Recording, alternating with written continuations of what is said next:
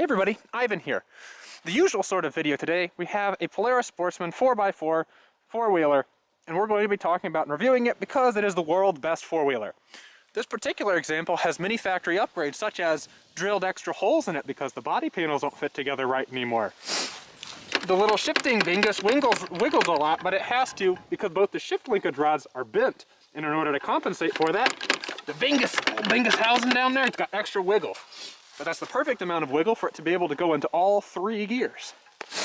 Other mods include, I used window stripping glue, weather stripping glue, to glue this extra new lens on there so you can see how much gas you have. Very nice.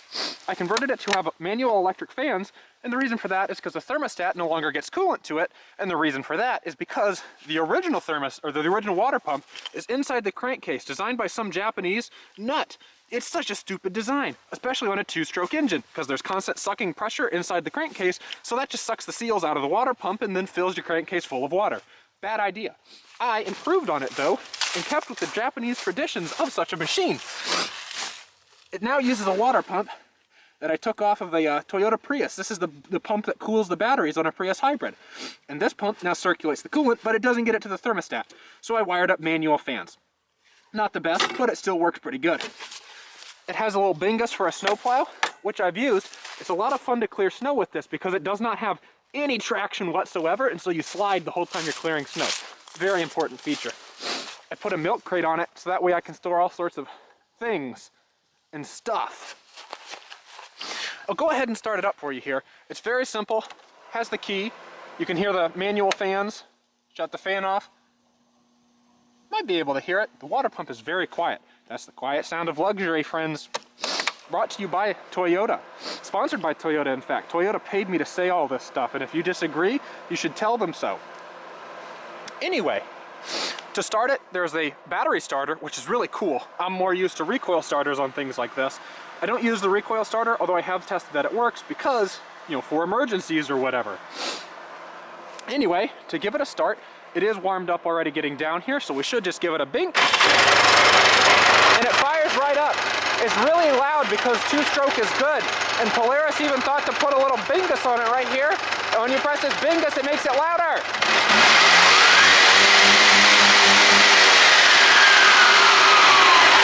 The loudness modifier button makes it really loud. And sometimes the exhaust will come apart right there at that flange like you heard because there's so much pressure. Because it's just springs holding the exhaust together. It's genius. But amongst all of its other features, the one that I am the most in love with is the 3D printed MP5 that I put on the back here.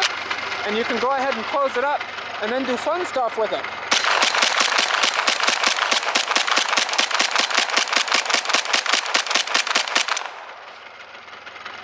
Anyone who dares to disagree about this being the best four-wheeler of all time has no idea what they're talking about. Simply look at the lines on this beautiful four-wheeler. Anyway, I hope you guys like my four-wheeler review channel. In the future, I might review this same four-wheeler again because reviewing four-wheelers is good. If you guys want to see do a different kind of four-wheeler when I do the four-wheeler, if you want to watch me with four wheels, you can go ahead and say in the four-wheeler section down below with four wheels. And that's just about all I have to say for today. What a very exciting and wonderful machine. And I forgot to tell you, the most important modification I made is when the guy sold this to me for only $300, he said it worked great, which I didn't know enough about four-wheelers to know that that must have been a lie, because there's no such thing as a $300 four-wheeler.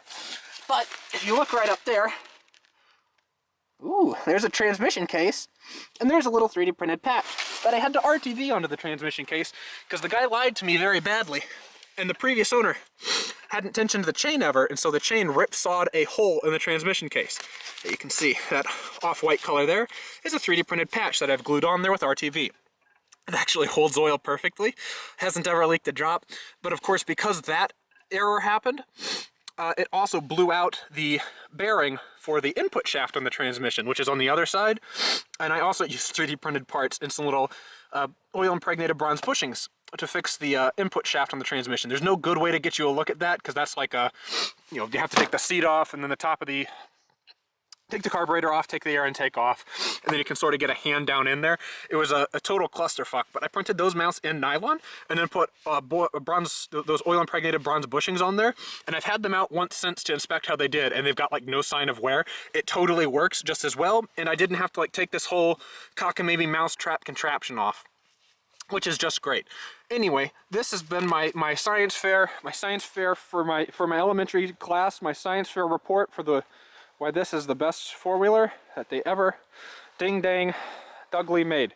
If you high five, like the comment button, and my Utreon is the Utreon that's also in the little, you have to like show more, and then it's that way. And then I hope you guys have a freaking-tastic day, gamers. They don't care, see? They're the cockroaches of the field, of the whole world. Fuck them.